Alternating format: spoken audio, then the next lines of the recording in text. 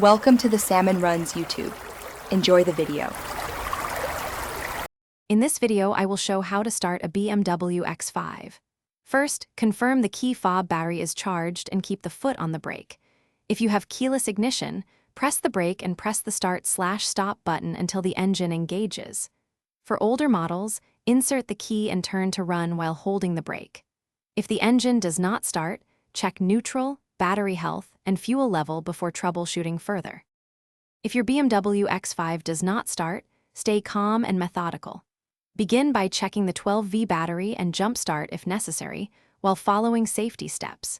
Ensure the gear selector is in park or neutral and the parking brake is disengaged for a clean start. Scan the dash for warning lights like brake or service and consult the manual for specific codes. Avoid repeated cranking to protect the starter and electrical system. Modern BMW X5 models use smart key fobs and immobilizers that can block starting.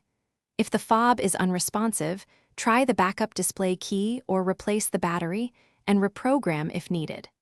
Aftermarket alarms or security modules can interfere, so temporarily disable them while diagnosing. If the immobilizer still blocks the engine, contact a dealer or trusted locksmith with BMW.